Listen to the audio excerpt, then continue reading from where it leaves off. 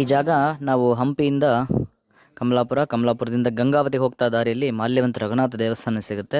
ಅದರಿಂದ ಸುಮಾರು ಒಂದು ಅರ್ಧ ಕಿಲೋಮೀಟರ್ನಷ್ಟು ನಾವು ದೂರ ಹೋಗಿ ಬಂದರೆ ಒಂದು ಎಡಗಡೆಗೆ ಒಂದು ಚಿಕ್ಕ ಮಣ್ಣಿನ ದಾರಿ ಸಿಗುತ್ತೆ. ಆ ದಾರಿ ಮುಖಾಂತರ ಬಂದರೆ ನಮಗೆ ಈ ದೇವಸ್ಥಾನ ಸಿಗುತ್ತೆ. ಇಲ್ಲಿರ್ತಕ್ಕಂಥದ್ದು ವಿಶೇಷವಾಗಿ ಆಂಜನೇಯ ಸ್ವಾಮಿ ದೇವಸ್ಥಾನ. ನೀವಿಲ್ಲೆಲ್ಲ ಗಮನಿಸಬಹುದು.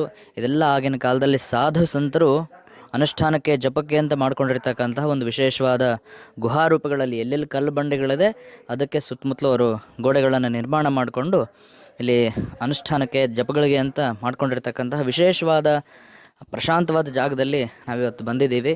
ಇದು ಎಲ್ಲಿದೆ ಅಂತಂದು ಬಹುತೇಕ ಜನಗಳಿಗೆ ಗೊತ್ತೇ ಇಲ್ಲ. ನೀವು ಇಲ್ಲೆಲ್ಲ ನೋಡಬಹುದು.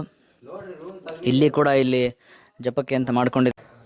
ಈ ಜಾಗದಲ್ಲಿ ಸಾಧುರು, ಸಂತರು, ಸನ್ಯಾಸಿಗಳು, ಬಿಡಿ ಸನ್ಯಾಸಿಗಳು, ಯಾವುದೇ ಮಠದ ಪೀಠಾಧಿಪತಿಗಳಲ್ಲ, ಸನ್ಯಾಸಿಗಳು ಅನುಷ್ಠಾನವನ್ನು ಜಪಗಳನ್ನು ಮಾಡ್ಕೊಳ್ಳಿಕ್ಕಂತಲೇ ಇದನ್ನು ಅವರು ನಿರ್ಮಾಣ ಮಾಡ್ಕೊಂಡಿರ್ತಕ್ಕಂಥದ್ದು. ನೀವು ಇಲ್ಲಿ ಗಮನಿಸಬಹುದು.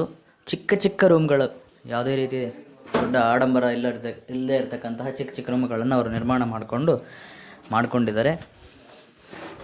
ಇಲ್ಲೆಲ್ಲ ಗಮನಿಸಿ ನೀವು. ಇಲ್ಲಿ ಕೂಡ ಮೆಟ್ಲು ಮಾಡಿಕೊಂಡು, ಇದೆಲ್ಲ ಇತ್ತೀಚಿನ ಕಾಲದಲ್ಲಿ ಇಲ್ಲಿ ಚಿಕ್ಕದಾಗಿ ಈಶ್ವರನ ಒಂದು ದೇವಸ್ಥಾನ, ಶಿವನ ಮುಂದುಗಡೆ ನಂದಿ, ಇದನ್ನೆಲ್ಲವನ್ನು ಮಾಡಿಕೊಂಡು ಯಾರಿಗೆ ಯಾವ ದೇವತೆಗಳು ಬೇಕೋ ಆ ದೇವತೆಗಳನ್ನು ಆರಾಧನೆ ಮಾಡ್ತಾ ಬರ್ತಿರ್ತಾರೆ. ಇಲ್ಲಿ ನಾವು ನೋಡಬೇಕು ಅಂದ್ಕೊಂಡಿದ್ದ ವಿಶೇಷವಾದ ಆಂಜನೇಯನ ದೇವಸ್ಥಾನ. ಇಲ್ಲಿ ಕೂಡ ನೀವು ಗಮನಿಸಬಹುದು. ದೊಡ್ಡ ದೊಡ್ಡ ಬಂಡೆಗಳು, ಬೃಹದಾಕಾರ ಬಂಡೆಗಳು, ಆ ಬಂಡೆಗಳಿಗೆ ಸಪೋರ್ಟ್ ಕೊಟ್ಕೊಂಡು ಚಿಕ್ಕ ಚಿಕ್ಕ ಗೋಡೆಗಳನ್ನು ನಿರ್ಮಾಣ ಮಾಡಿಕೊಂಡು ಧ್ಯಾನಕ್ಕೆ, ಅನುಷ್ಠಾನಕ್ಕೆ ಅವರು ಈ ರೀತಿ ನಿರ್ಮಾಣ ಮಾಡ್ತಿದ್ದಾರೆ. ಇಲ್ಲಿ ಒಳಗಡೆ ಇರ್ತಕ್ಕಂಥದ್ದು ಸಂಕಟಮೋಚನ ಹನುಮಾನ್, ಶಂಭುನಾಥ ಸಂಕಟಮೋಚನ ಹನುಮಾನ್ ಅಂತ ಹೇಳಿ ಈ ಆಂಜನೇಯ ಸ್ವಾಮಿಯ ದೇವಸ್ಥಾನ. ಇದ್ರ ಬಗ್ಗೆ ಇಲ್ಲಿ ಅರ್ಚಕರಾದಂತಹ ಅರ್ಚಕರೇ, ನಿಮ್ಮ ಹೆಸರು? ಅಚ್ಯುತಾಚಾರ್ಯನವರು ಇದ್ರ ಬಗ್ಗೆ ಚಿಕ್ಕದಾಗಿ ಒಂದು ಮಾಹಿತಿಯನ್ನು ಕೊಡ್ತಾರೆ.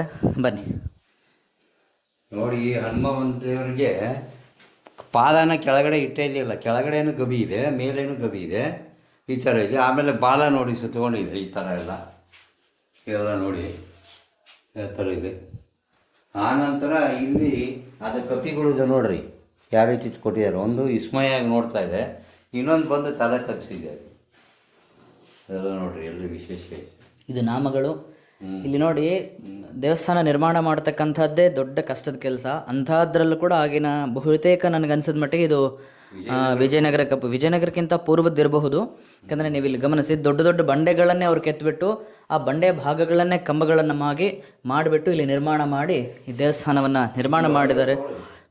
ಇಲ್ಲೆಲ್ಲ ಗಮನಿಸಬಹುದು ನೀವು ನೋಡಿ. ಅನುಷ್ಠಾನಕ್ಕೆ, ಜಪಕ್ಕೆ ಎಲ್ಲ ರೀತಿಯಿಂದನೂ ಪ್ರಶಸ್ತವಾದಂತಹ ಜಾಗ.